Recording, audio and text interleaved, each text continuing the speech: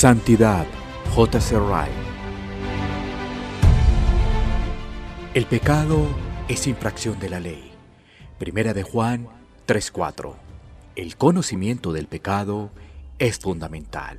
El que quiere obtener conceptos correctos acerca de la santidad cristiana tiene que empezar por examinar el delicado y vasto tema del pecado. Tiene que escarbar muy profundo si quiere edificar muy alto. Un error aquí es muy malo. Los conceptos equivocados sobre la santidad se pueden rastrear generalmente en criterios equivocados de la corrupción humana. No pido disculpas por comenzar este tomo sobre santidad, haciendo algunas afirmaciones claras acerca del pecado. La verdad lisa y llana es que el conocimiento correcto del pecado es la raíz de todo el cristianismo salvador. Sin doctrinas como la justificación, conversión y santificación, hay palabras y nombres que no significan nada. Por lo tanto, lo primero que Dios hace cuando convierte a una persona en una nueva criatura en Cristo es enviar luz a su corazón y mostrarle que es un pecador culpable. La creación material en Génesis comenzó con luz. Lo mismo sucede con la creación espiritual. Dios brilla en nuestros corazones por obra del Espíritu Santo. Y entonces comienza la vida espiritual. Segunda de Corintios 4:6. Los conceptos inciertos o inseguros del pecado son el origen de la mayoría de los errores, herejías y doctrinas falsas en la actualidad. Si el hombre no se percata de la naturaleza peligrosa de la enfermedad de su alma, uno no puede preguntarse cómo puede contentarse con remedios falsos o imperfectos. Creo que una de las necesidades principales en el siglo XIX ha sido y es una enseñanza más clara sobre el pecado. Definición de pecado. Comenzaré el tema dando algunas definiciones del pecado.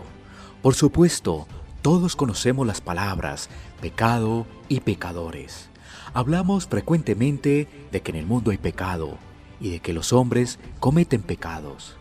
Pero, ¿qué queremos decir al usar estos términos y frases? ¿Lo sabemos realmente? Me temo que hay mucha confusión y vaguedad sobre esto. Trataré lo más brevemente posible de dar una respuesta. Digo pues que pecado es hablando en general, como lo declara el artículo 9 de la Iglesia Anglicana. La falla y corrupción de la naturaleza de cada hombre engendrado por un hijo de Adán, por la cual el hombre está muy apartado de su justicia original y es, por su propia naturaleza, inclinado hacia el mal, de modo que los deseos de la carne son siempre contra el espíritu y por lo tanto cada persona nacida en el mundo merece la ira y la condenación de Dios. El pecado, en resumen, es aquella vasta enfermedad moral que afecta a toda la raza humana, a todo rango, clase, nombre, nación, pueblo y lengua. Una enfermedad de la cual nadie, sino uno nacido de mujer, fue libre. Necesito decir que ese uno fue Cristo, Jesús, nuestro Señor. Digo además que un pecado, hablando más particularmente, consiste en hacer, decir, pensar o imaginar cualquier cosa que no se conforma perfectamente a la mente y a la ley de Dios. Pecado, en suma, como dicen las Escrituras, es una infracción de la ley. Primera de Juan 3:4. La más leve desviación, ya sea exterior o interior, del paralelismo matemático absoluto con la voluntad y el carácter revelado de Dios, es un pecado y nos hace inmediatamente culpables a los ojos de Dios. Por supuesto, no necesito decirle a nadie que lee su Biblia con atención, que alguien puede quebrantar la ley de Dios en su corazón y en su mente, aun cuando no haya ningún acto perverso, manifiesto y visible. Nuestro Señor declaró este punto más allá de cualquier disputa en el Sermón del Monte. Mateo 5, 21-28. Incluso un poeta ha dicho, el hombre puede sonreír y sonreír, y ser un villano. Además, no necesito decirle al estudiante cuidadoso del Nuevo Testamento que hay pecado de omisión al igual que de comisión, y que pecamos, como bien nos recuerda nuestro libro de oraciones, dejando de hacer las cosas que debemos hacer, al igual que hacer las cosas que no debemos hacer. Las palabras solemnes de nuestro Maestro en el Evangelio de Mateo también presentan claramente este punto irrefutable. Dice allí: apartaos de mí, malditos, al fuego eterno, preparado para el diablo y sus ángeles, porque tuve hambre y no me diste de comer, tuve sed y no me diste de beber. Mateo 25, 41, 42. Fueron palabras profundas y reflexivas, dichas por el santo arzobispo Ussher junto antes de morir. Señor, perdona todos mis pecados y especialmente los de omisión. Pero creo necesario en estos tiempos recordar a mis lectores que uno puede cometer pecado y no saberlo, y creerse inocente cuando en realidad es culpable. No veo ninguna justificación bíblica para la afirmación moderna de que el pecado no es pecado para nosotros hasta que lo discernimos y tenemos conciencia de él. Por el contrario, en los capítulos 4 y 5 del injustamente descuidado libro de Levítico y en el capítulo 15 de Números, encuentro que se enseña claramente a Israel que hay pecados por ignorancia que hacen impuro al pueblo y que necesitan expiación. Levítico 4:1-35, 5:14-19, Números 15:25-29. Y encuentro que nuestro Señor enseña expresamente que el que sin conocerla, la voluntad de su amo, hizo cosas dignas de azotes, no era perdonado por su ignorancia, sino que era azotado o castigado. Lucas 12:48. Recordemos que cuando medimos lo pecadores que somos, según nuestro propio conocimiento y conciencia, miserablemente imperfectos, pisamos un terreno muy peligroso. Un estudio más profundo de Levítico podría hacernos mucho bien. Origen y raíz del pecado. En cuanto al origen y la raíz de esta vasta enfermedad moral llamada pecado, tengo que decir algo. Me temo que los conceptos de muchos cristianos profesantes son, tristemente, defectuosos y equivocados. No puedo pasarlo por alto. Fijemos pues en nuestra mente que lo pecaminoso del hombre no empieza desde afuera, sino desde adentro. No es el resultado de una mala formación durante la niñez. No es que se aprenda de las malas compañías, ni por los malos ejemplos, como les gusta afirmar a algunos cristianos débiles. No, es una enfermedad congénita que todos heredamos de nuestros primeros padres, Adán y Eva, y con la cual nacimos, creados a la imagen y semejanza de Dios, inocentes y justos al principio. Nuestros padres cayeron de la justicia original y llegaron a ser pecadores y corruptos. Y desde aquel día hasta hoy, todos los hombres y mujeres han nacido a la imagen de Adán y Eva caídos y heredan un corazón y una naturaleza con inclinación hacia el mal. Por un hombre entró el pecado al mundo. Lo que es nacido de la carne, carne es. Somos por naturaleza hijos de ira. La mente carnal es enemistad contra Dios, porque de dentro del corazón de los hombres, naturalmente, como de una fuente, salen los malos pensamientos, las fornicaciones, los homicidios y cosas similares.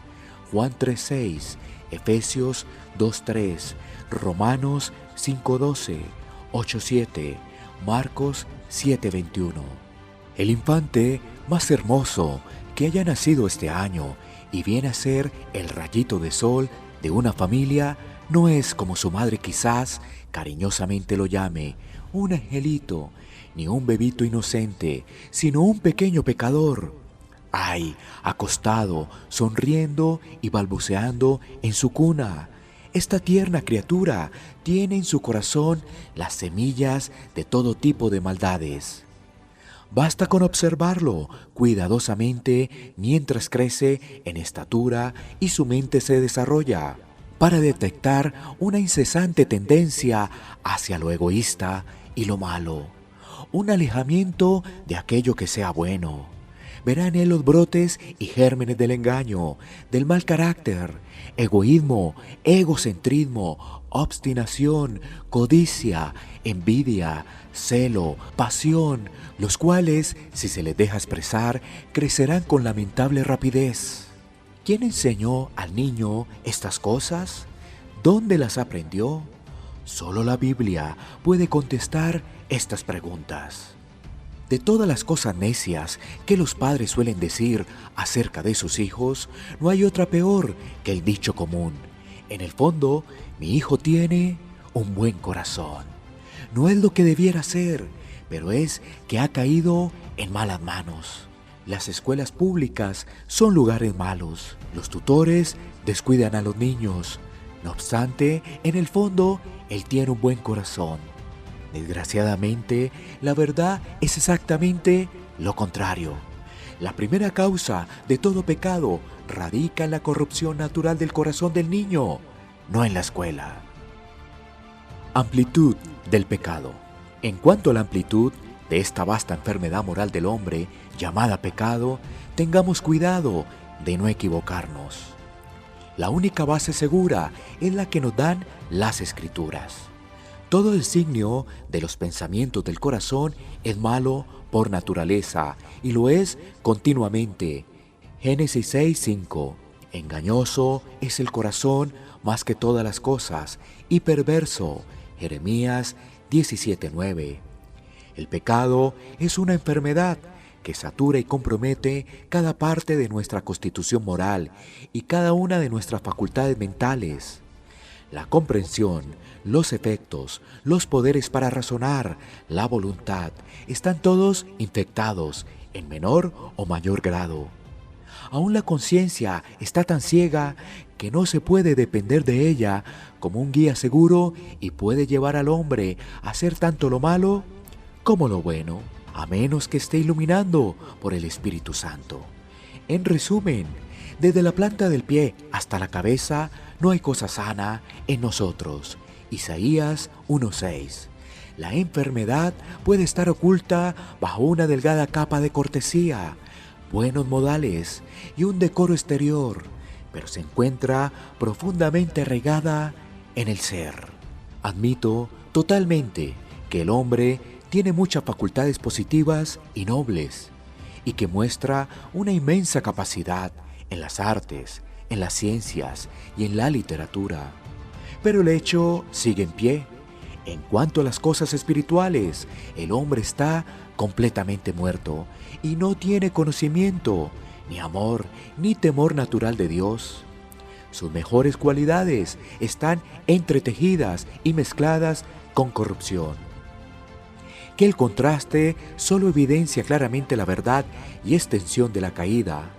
Nos muestra que una y la misma criatura es en algunas cosas tan superior y en otras tan baja, tan grande y no obstante tan pequeña, tan noble y sin embargo tan mala, tan grandiosa en su concepción y ejecución de cosas materiales y no obstante tan arrastrada y tan degradada en sus afectos, capaz de planificar y construir edificios como los de Karnak y Luxor en Egipto, el Partenón en Atenas, y no obstante adorar a dioses y diosas viles, a aves, bestias y seres que se arrastran, capaz de producir obras trágicas como las de Sófocles e historias como las de Túcides, y no obstante ser esclavo de vicios abominables como los descritos en el primer capítulo de la epístola a los romanos.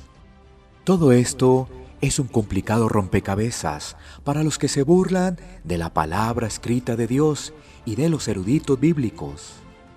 Pero es un nudo que podemos desatar con la Biblia en nuestras manos.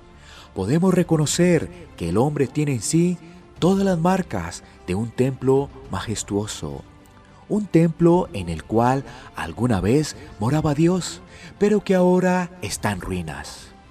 Un templo en el que una ventana destrozada aquí, una puerta allá y una columna más allá todavía dan una idea de la magnificencia de su diseño original.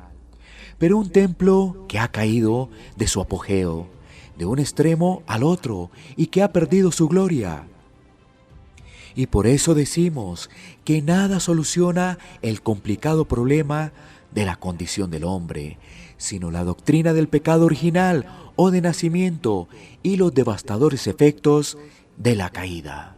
Recordemos además de esto, que cada parte del mundo da testimonio del hecho que el pecado es la enfermedad universal de toda la humanidad. Busquemos por toda la tierra, de este a oeste, de polo a polo. Busquemos por toda la nación, de todo tipo de clima, en los 4 puntos cardinales de la tierra. Busquemos en cada rango y clase social en nuestro país, desde el más elevado al más bajo, y en cada circunstancia y condición. La conclusión siempre será la misma. Las islas más remotas en el Océano Pacífico, completamente separadas de Europa, Asia, África y América, más allá del alcance del lujo oriental y las artes y la literatura de Occidente. Islas habitadas por gente que no sabe de libros, dinero, la fuerza del vapor, ni de la pólvora. En estas islas siempre se ha encontrado, al descubrirlas, que había entre sus pobladores las formas más viles de lujuria, crueldad, engaño y superstición. Si los habitantes no han sabido ninguna otra cosa, siempre han sabido cómo pecar. En todo lugar, engañoso es el corazón más que todas las cosas, y perverso. Jeremías 17:9. Por mi parte, no sé de una prueba más contundente de la inspiración de Génesis y del registro de Moisés acerca del origen del hombre que el poder, la extensión y la universalidad del pecado. Reconozcamos que la humanidad surgió de una pareja y que esa pareja cayó, como nos lo dice Génesis 3. Y que el estado de la naturaleza humana en todas partes es fácilmente comprensible. Neguémoslo, como lo hacen muchos, y nos encontraremos inmediatamente envueltos en dificultades inexplicables. En una palabra, la uniformidad y universalidad de la corrupción humana dan respuesta a los ejemplos más difíciles de explicar de las enormes dificultades de la infidelidad. El pecado en la vida del creyente. Después de lo dicho, estoy convencido de que la prueba más grande de la extensión y el poder del pecado es lo pertinaz, que es en aferrarse al hombre, aún después de que éste se ha convertido, y es el objeto de las operaciones del Espíritu Santo.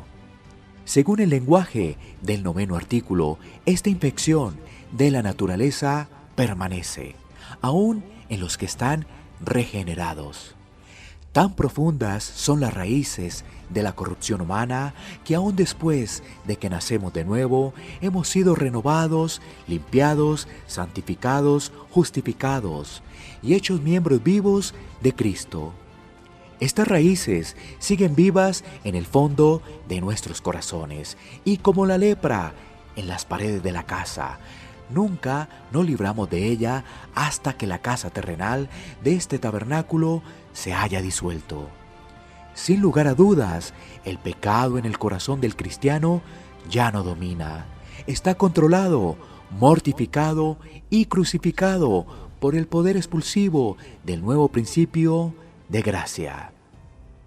La vida del creyente es una vida de victoria, no de fracaso, pero las mismas batallas que hay en su seno, la lucha que ve que tiene que librar diariamente, el celo continuo que tiene que ejercer sobre su hombre interior, el conflicto entre la carne y el espíritu, los quejidos que nadie, fuera de los que los han vivido, conocen, testifican de la misma gran verdad.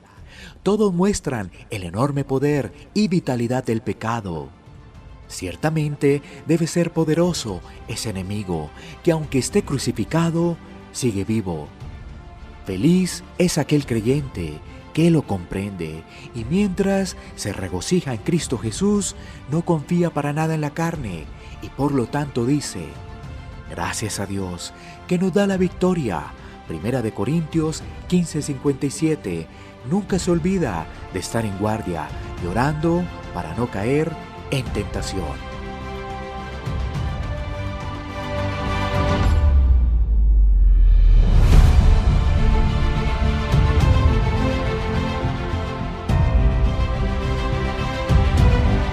Santidad, J.C. Wright.